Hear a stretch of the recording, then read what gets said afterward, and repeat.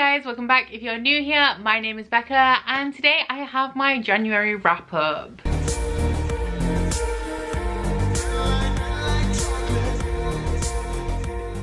I read a whole ton in January. This is actually my second best reading month ever, coming in just behind July last year and only by I think about 130 pages, so it's real close. But I have noticed a little bit of a trend here as well, because in January I did the next installment of my series in a week vlog series, and it does seem that every time, I mean it makes sense, but every time I do one of those videos in a month, that month ends up having a whole ton more pages than I read in like your standard average kind of month. So we have a whole ton of books to talk about today. We have 13 books in total, and really the only consolation here is that I can kind of lump 5 of them together because they're all from the same series. But before we get into the reviews and all of the juicy stats, I am so happy to let you guys know that today's video has once again been sponsored by Ana Luisa. Thank you so much to Ana Luisa for continuing to support my channel. So if you guys don't know who Ana Luisa are, they are a sustainable jewelry brand that specialize in bringing you like fashionable and aesthetically pleasing jewelry pieces without a carbon footprint or unethical factory practices or any of that bad stuff. As well as Ana Luisa sponsoring this video, I am also thrilled to announce that I am now a brand ambassador for Ana Luisa. I am an Ana Luisa VIP, and I'm so happy about this because I've loved all of the pieces I've had from Ana Luisa so far. I just love how Ana Luisa make it so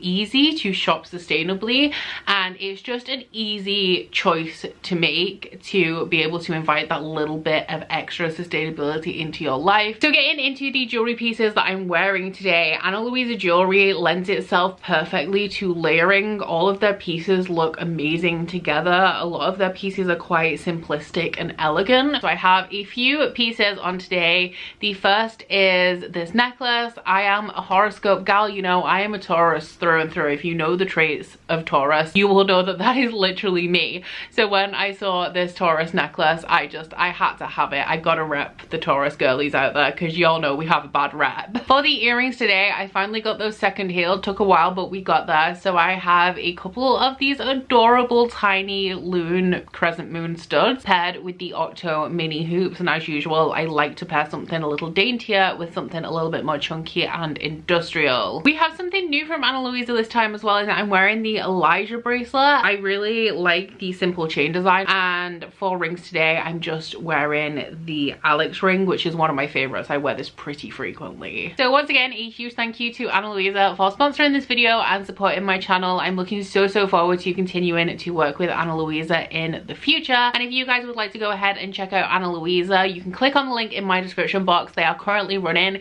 a really huge Valentine's Day sale, which is buy one get one 40% off. So if you want to pick up a little something for yourself, or like slip a little note to your significant other, or pick something up for your significant other, then please do not hesitate to go ahead and click on that link. So starting off with some stats, in the month of January I read 13 books, which added up to a total of 4,724 pages, which is a whopping average of 152 pages per day. I did well in January. For the star ratings, we have a very mixed bag. We have 2 2-star reads, 6 3 stars, just 1 4-star, which is really weird because the majority of my ratings tend to be 4 stars, and then we had 4 5 stars, breaking down to an average of 3.5 stars per book, which isn't too bad. It's a little bit low, but it's about right. For the demographics, we had 6 young adults and 7 adults. This is a lot of YA for me, but you will see why very soon. I read 7 standardly formatted novels, 5 audiobooks, also a little bit strange for me, and 1 e-arc. For the genres, we had 6 romance, but 5 of them were dystopian romance, 5 fantasy,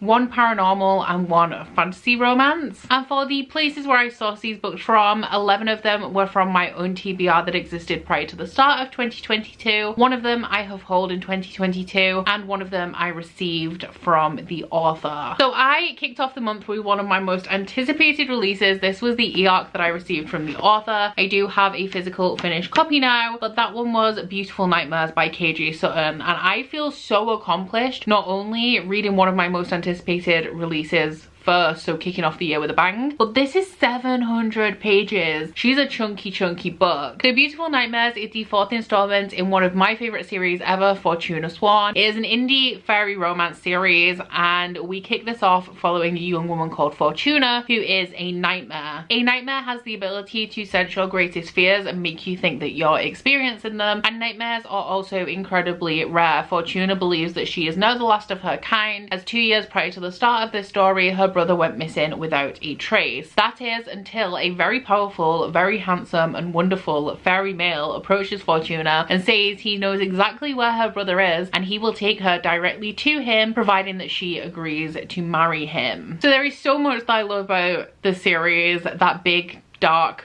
brooding, wonderful fairy male is definitely one of them, and it's like way up there in my list of things that I love about this series. But as this series goes on, it just gets better and better. I think that this is the best installment in the series so far. I gave it 5 stars if you couldn't tell. But I have had, while I've adored all of the books in this series and given them all 5 stars, I have generally had just like one little thing that I'm like, didn't 100% work for me, but I still love the book as a whole. This has ironed out one of the kind of like recurring things that I've disliked a little bit about this series, which is that there just tends to be a little bit too much plot, just like too much going on for the length of the book. And I think that because this is 700 pages, the pacing has been ironed out completely, and Kelsey has really hit her stride with this one. This is a pretty action driven series. There's a lot of slow moments, it's very character driven, there's a lot of character building, a lot of romance in here as well, but there are a lot of action scenes, and I thought that the pacing of this worked out perfectly because we had all of those slow moments, we had a lot of romance in here, especially towards the beginning, but evenly spaced out throughout here we also had those big high stakes action scenes that kept the pace of the book moving along. There's technically a love square in this series, but we're going to call it a love triangle because I don't like one of the love interests, and I definitely have a preference when it comes to the love interest. However, a lot of this book focuses on romance with another one of those love interests, and while he is not my favorite, oh my god, did Laurie have me by the throat throughout this book. Kelsey is great at manipulating your emotions, and it's one of the only series I've ever read where there is a love triangle, and I really love both of the love interests. I do have my preference, but if something drastic happened and Fortuna had to end up with the other one, I would kind of accept it because he is also like amazing, gorgeous, badass in his own right. This is one of those romance series where I really get into it, like my heart is in this series. Kelsey isn't afraid to hurt her characters, so I'm emotionally attached to it that way. Like book 3 is just pure depression. So as usual with books that are able to tug at my heartstrings, this is a firm favorite, and I wouldn't be surprised if it turned up on my favorites of the year list. I then read 2 Colleen Hoover books. One of them I enjoyed significantly more than the other, but the first one I read was a big disappointment, which was Layla. This one is more along the lines of Colleen Hoover's romantic suspense novels, but it is a little bit spooky. We have some paranormal elements in here as well. But in this one we are following a guy called Leeds whose girlfriend Layla is shot. They've kind of had a whirlwind romance to start off with. He played in the band at Layla's sister's wedding, then they ended up getting together. She went to stay with him for like a weekend and then never left. 2 months into their relationship, Layla is shot and she ends up in hospital going through quite a lengthy recovering process as she is recovering from brain damage. So when Layla finally gets out of the hospital, Leeds takes her to the place where her sister got married, which is essentially the place where they met and fell in love, and Layla very quickly starts behaving erratically. I gave this one 3 stars, and the 3 stars that I did give it was mainly for the pace in here. It is quite slow paced, but it leaves enough mystery that you keep wanting to find out what's happening next. I will say that as it is romantic suspense, there is quite a lot of problematic behavior in here. So I was just turning pages really to see what Leeds was going to do next, because his behavior in here was not great, which is one of the reasons why I just couldn't get behind the romance in here. And aside from that, I didn't really like Layla as a character. From the first meeting of her, I didn't vibe with her, although I did end up enjoying her more towards the end of the book than I did at the beginning. But I will say that she seemed like a different person than she does in the initial meeting, where I just immediately didn't click with her. So throughout this book there's quite a few things happening with Layla, and Leeds' response to that is not great. And while the ending, like the plot twist, does kind of erase his behavior and make his behavior okay, at the time that it was happening and he was responding in these ways, he didn't know what the plot twist was, which is what makes me believe that like I can't get behind his actions and what he did throughout this book. I also predicted the plot twist quite early on. There were elements of it that I didn't quite get, but the like gist of it, the core of it, I did guess quite early on. And as this is romantic suspense, I feel like a lot of this hinges on you reading to find out what happens and being surprised by that twist, which I wasn't. So probably one of my least favorite Colleen Hoovers, especially of her recent ones. A lot of her older ones I'm not such a big fan of, like her first published books, but this is probably my least favorite of her more recent novels. On the flip side of that, the next book that I read was my second favorite Colleen Hoover book, which is All You're Perfect. This one is an adult second chance romance following this married couple from the perspective of the female main character Quinn in the past, when she was meeting and falling in love with her husband, and in the present day where their marriage is falling apart. So I think if you like It Ends With Us, which is my favorite Colleen Hoover book, then this is a book that will be right up your alley, because like It Ends With Us, this puts you in the shoes of a character who's really going through it and who is in a position that you never want to be in, and makes you feel all of those things. So one of my issues with Layla is that I just couldn't connect to the romance at all, even when it was going into flashbacks. Even though right at the start of this we start off in the present day where the main character and her husband, like their relationship is not going well. Their communication has essentially broken down because they are struggling to conceive. There are massive content warnings in here for anything really to do with babies, especially in line with like infertility, because that is essentially the cause of the breakdown of their marriage, which we find out very early on in this book. But even though we were hopping between these timelines and we were getting the present day where things weren't going well with them, we were getting the past where they were falling in love, and I immediately connected to the romantic elements in this. The present day and seeing how they were just like dodging around each other and not getting on, and just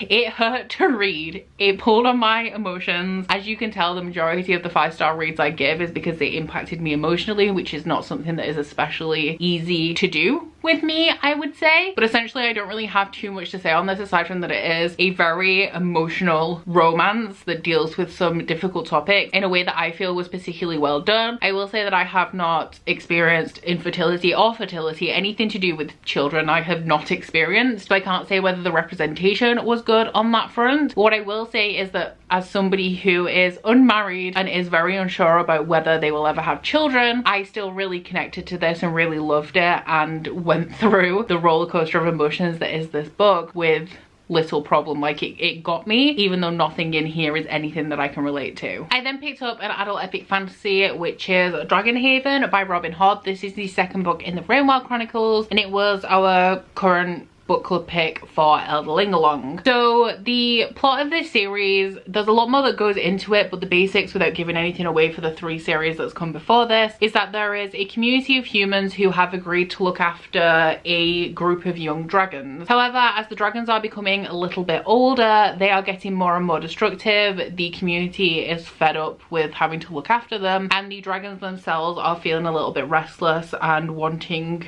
a little bit more independence and space. So the community puts together this group of humans who they don't really want around. They have nothing going for them. The people of the community don't want them there. They don't really fit in, and so they are tasked with becoming dragon keepers and escorting the dragons to an environment that will be a little bit more suitable to them. This series had a few publishing issues, and I do think it shows throughout the books, but I did really enjoy this one and I did give it 5 stars. I will say though, my rating is probably more of a 4.5, like it only just touched 5 stars for me. There were moments towards the end of this that I really loved, but it has a very slow pace throughout, and there is one plot line in here that I just really don't like, which is who Thymara is sleeping with. Whether she sleeps with everyone, no one, whether she decides that she wants to move out into the middle of the forest by herself and live alone and never see another man, I literally don't care, and that took up way too much page space in here. That being said, for me, Robin Hobb really shines best. Well, she has lots of strong points in her writing, but my favorite thing is her excellent character development. Multiple times I've seen her take a character that you despise at the beginning of the series and turn into a character that ends up either being your favorite or just generally one that you're really rooting for. It happened with the Live Ship Traders, and I think it's also happening again with this series, because the character that I'm currently more drawn towards is Cedric and the relationship that he is developing with some of the other characters, shall we say, throughout this series. I really love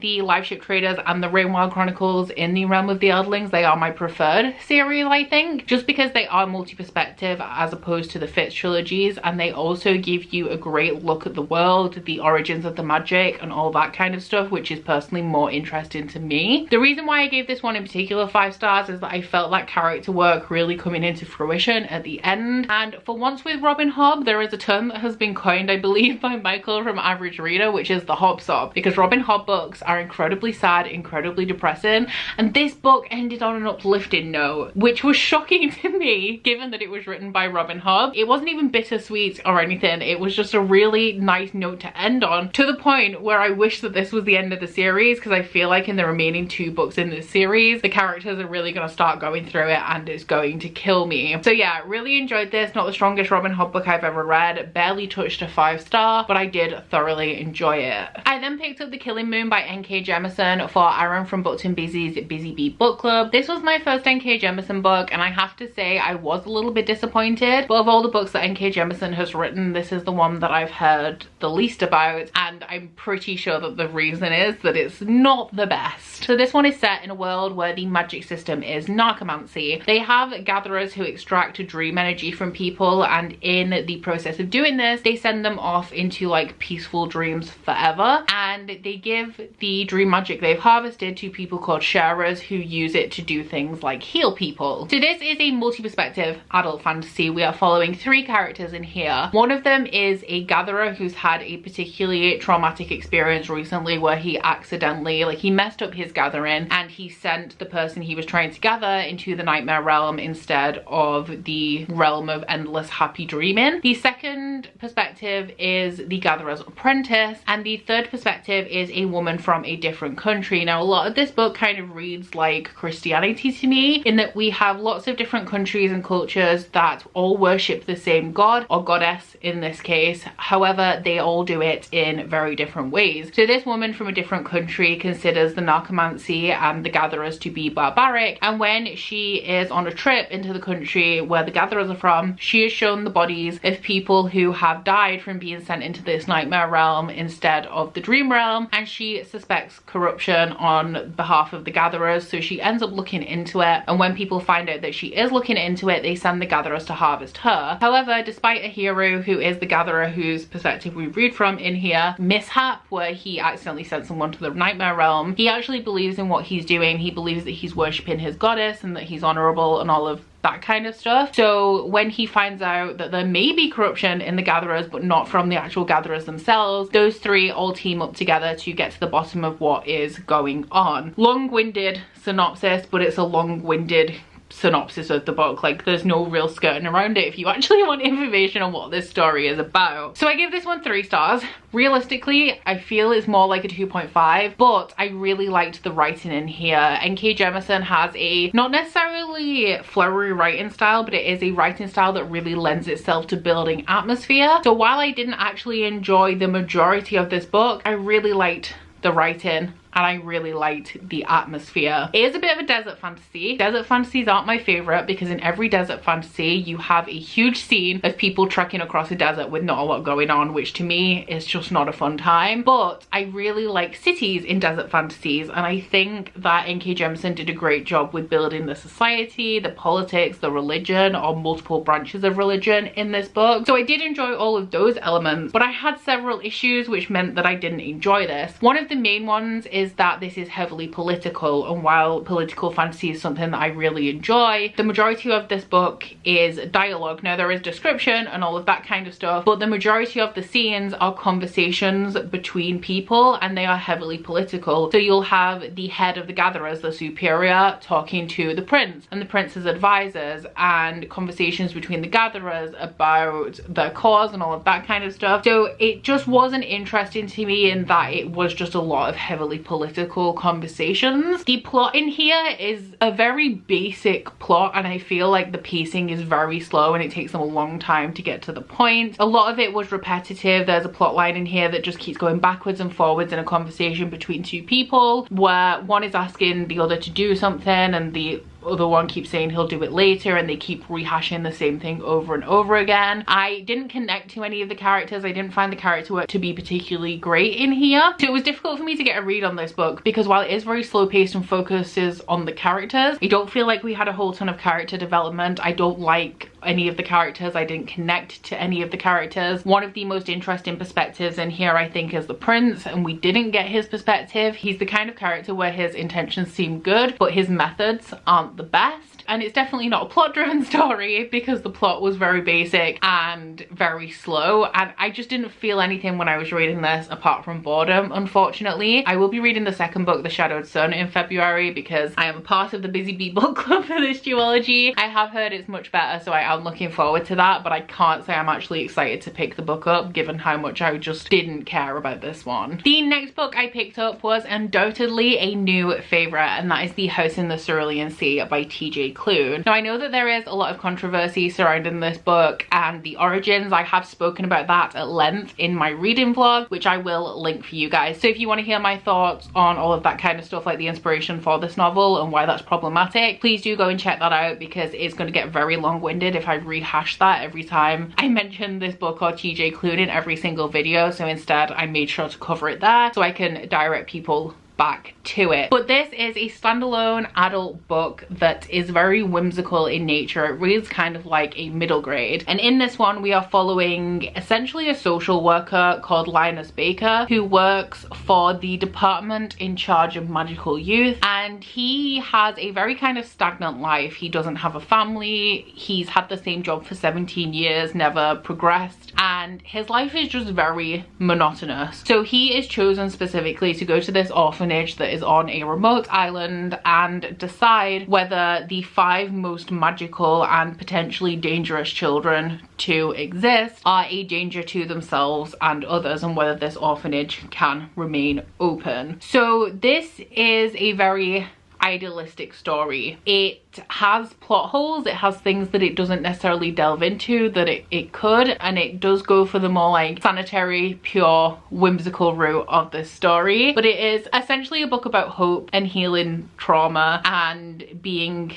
kind to people and all of that, just like real good wholesome stuff. But I fell in love with this. I'm a very cynical person. I'm not very outwardly emotional, and I like myself some dark, gritty books. I love books that have trauma in them. I like blood and guts, my grimdark fantasy. So this is not my usual, and sometimes when I read books like this, including middle grade, I find them sickly sweet and just eye roll inducing, essentially. But this one did everything that it was supposed to. It reignited my hope in humanity. It made me emotional. There's a romance in here as well, and given the nature of the rest of this book, I didn't think I'd be rooting for the romance in the same way that I normally root for romances, but I was really getting behind the romance. The romance in here is queer as well. It's got queer up in it. And the children, I love the children so much. There's not really any way that I can talk about how much I enjoyed this book aside from that it just drew all of the emotions out of me. It's completely opposite to the things that I usually read. It did exactly what this book intended to do. It did deal with heavy topics in that they provided an undercurrent for this story without them being like fully torn open and explored and making the book a real difficult read. But it's not a book that I can explain very well because it's not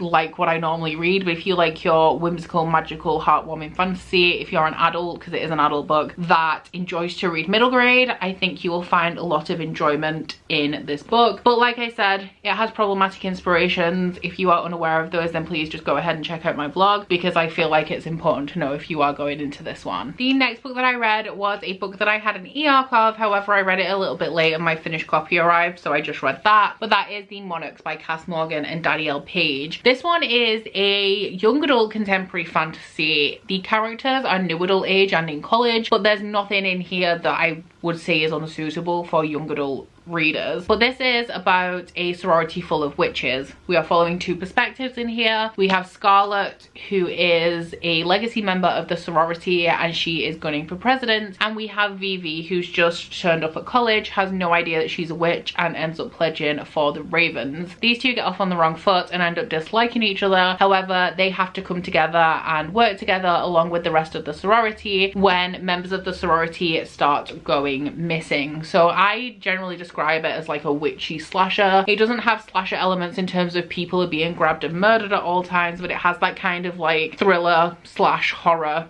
element throughout. So this one I gave 3 stars to. I did give the Ravens 4 stars, but I don't think that my enjoyment of this book is different than the Ravens. I think that my rating is just like a little bit more particular than it used to be, and this was a very high 3-star as well. I really enjoyed this. It was a very fast read. I read it in less than 24 hours, just flew through this entire book. I like that this series blends like the bitchiness of sororities and or the stereotypical bitchiness of sororities. I believe they're not actually like they're portrayed in media, and the little witchy elements, and then we also have the slight horror elements in there as well. I have noticed that I do tend to like young adult slashers. I knew that I liked them in cinema, like I Know What You Did Last Summer, Scream, all of that kind of stuff. But since I've enjoyed this series, and also There's Someone Inside Your House by Stephanie Perkins, I've noticed it's something that I enjoy in books as well. I will say these books aren't particularly deep. I feel like they don't take themselves too seriously and they're meant to be a good time, which I find is exactly the same as the movie counterpart. So I have noticed that I've been drawing away from YA a lot recently. A lot of them kind of make me roll my eyes, which is fine because like they're not for my age range. There's a lot of YA that I really love, but there's a lot that's just not for me anymore, and that's perfectly fine. But I think that I like these because they don't take themselves too seriously. Like they're dramatic, there's some backstabbing in here, and there are points of high emotion in them as well, but the overall kind of purpose of this book seems to be to provide like a fun, entertaining read. There are some decent messages in here as well. Like something that I really love about this series is that it is mainly about the sorority. So while there are romances in here, they do pale in comparison to the plot and also the bond and strength of the sisterhood. So the series overall has like a chicks before dicks kind of message with a little bit of romance sprinkled in there as well. Now this is a duology, so this is the last book. However, with the way it wrapped up, I do feel like Cass Morgan and Danielle Page could continue if they wished. Like the 2 installments in this duology read more like 2 standalones than following like a consecutive plot. So if they did want to continue, there is definitely space for them to do so, and if they did, I would probably continue to read this series. Which now brings us to the final 5 books that I read in January, which was the Selection series by Kiera Cass. I only read these for series in a week because you guys asked me to. This is just not my thing. That being said, I thought they were entertaining. So if you guys don't know what the Selection series is, it is a dystopian romance series which is light on the dystopian and heavy on the romance. And I think on the back of one of them or something it says like Hunger Games meets The Bachelor. These are split into 2 story arcs as well. So we have the first story arc across the first 3 books and the second story arc across these last 2. So I guess we'll talk about these in 2 parts. So in the Selection trilogy, we are following a young girl called America who lives in this society with a caste system, and the caste system is numbered. The way that the system is built is that when the country was formed, whatever your profession was or whatever the profession of the man of the house was would denote the family's caste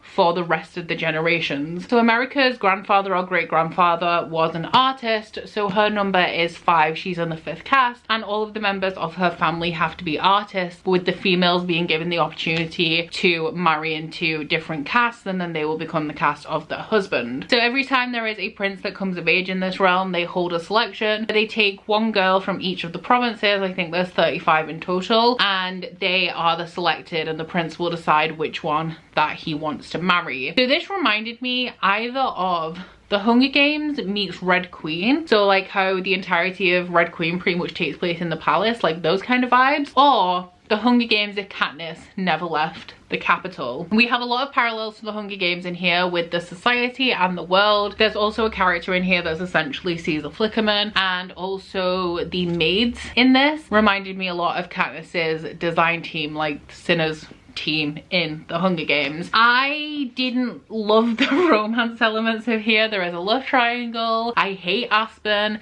I hated him from the first moment he came onto the page. And then you also have the prince, who is Prince Maxon. I think that in terms of this series as a whole, actually, it's too long. I think that this could have been 2 books instead of 3, and the romance needed to do something throughout this series, because it is essentially 3 books of not only will they, won't they, but which one of these 2 dudes will she pick? And I do think that that dragged on a little bit too long. The writing in here is nothing special. It's very simplistic, so it's not even like there's a distinct style here. And I will say that the dialogue is very bland. Now, I did find them reasonably entertaining. There wasn't as much bitchiness and backstabbing between the contestants of the selection as I thought there would be, but there was a little bit of drama, a couple of things that took me by surprise, and so I was just reading this for the dramatic elements, essentially. I read these incredibly quickly. I was listening along to the audiobook on 3 times speed while reading at the same time, and while that is very fast, I'm normally like a 1.5 times audio speed person, if I even listen to audiobooks at all, which I rarely do because I'm very picky about them. But I do think the audiobooks helped, because like I said, the writing in here was really nothing special. The dialogue was very flat, and I feel like the narrator helped to give the inflection into the dialogue that was not inferred in the text. And I also feel like these lend themselves to being read very quickly, because if I would have read these at my normal reading speed, which is much slower than 3 times on audio, I think I would have given up or got to the point where I just really didn't want to continue. I will say that especially in the transition between the first and the second book, there isn't really a climax of any plot in this one, so they also lend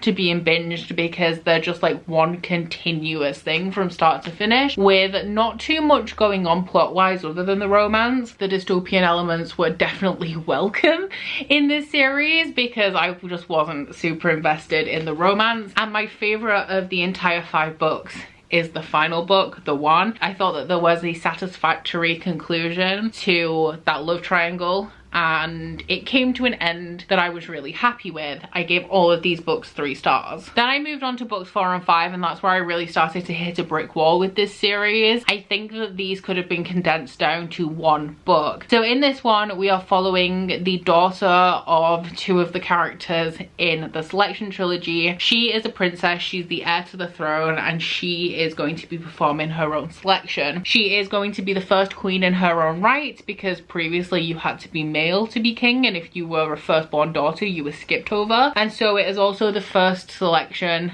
that a female will be holding and inviting male suitors. While the dystopian wasn't incredibly present in the main trilogy, it's even less in here. Like, there is a bit of plot structure with the dystopian in the first trilogy. With this, it kind of just forms the underlying motivations for the main character, and the majority of this is very romance focused, except there isn't a whole ton of romance. At first, I really enjoyed the perspective of reading from a character who was holding the selection as opposed to one of the selected. However, that quickly became quite tedious for me, because a lot of this book is just the main character dithering about whether she wants to hold a selection at all, which ones she can send home, like how to make a choice, can she even fall in love, she doesn't even like anyone, and all of that kind of stuff. I thought that the narrator for the audio was better for these 2. She was a little bit more animated than the narrator of the Selection series, and I did like this main character slightly more than I liked America, but this one also has her own set of like unlikable traits, because I found her to be incredibly entitled and selfish. So overall, like, this duology, the pacing was just very slow and I was a lot less interested in it. But I despised the end of this. The end of The Crown, I hated. The resolution to the romance, like from the beginning of this duology, I expected it to go a certain way, and while there were hints that there was going to be another person coming in terms of the romance, I feel like the series did a 180 with less than 100 pages of the book left. And one of the recurring themes throughout these 2 books is that the main character Evelyn keeps being undermined. People don't want her to be queen, they don't think that a woman should be in power, they don't take her seriously because she's a woman. So the decision that she makes at the end of this series pretty much proves everybody right. I don't think the decision that she made is bad either, but I think that the way that she announced it on a whim, without consulting anybody, without thinking about whether this was the right choice, was ridiculously irresponsible. So yeah, I had a better time with these three than I did with these, but overall, like, I knew this wasn't going to be my kind of thing. The only thing I could really expect from it is that it was entertaining, and I definitely found these three to be entertaining, while these two, I gave them 2 stars and I wasn't really much of a fan. So there you have it. Those are all of the books that I read in January, all 13 of them. I'm hoping for the same kind of reading energy going forward into February, because if you guys haven't seen my TBR, I have a hefty stack of fantasy to get through and fantasy romance, all books that I'm really excited about, but there is a lot of them, and a lot of them are quite thick. But please let me know down in the comments if you've read any of these books and what you guys thought of them. Once again, a huge thank you to Ana Luisa for sponsoring this video, and if you guys would like to check out Ana Luisa for yourself, please don't hesitate to click on the link in my description box and shop that buy one get one 40% off Valentine's sale. But aside from that, guys, please don't forget to like this video if you liked it, and subscribe if you wanna. If you head to my description box, you'll find links to my Goodreads, Instagram and Twitter if you'd like to follow me on any of those, as well as links to my Bookish candle website, the Instagram for that, and a 10% off discount code. But that's it from me today, guys. Bye! Oh, you bite your friend like chocolate. You say you'll go where nobody knows, with guns hidden under our petticoats. We're never gonna quit it, no, we're never gonna quit it, no.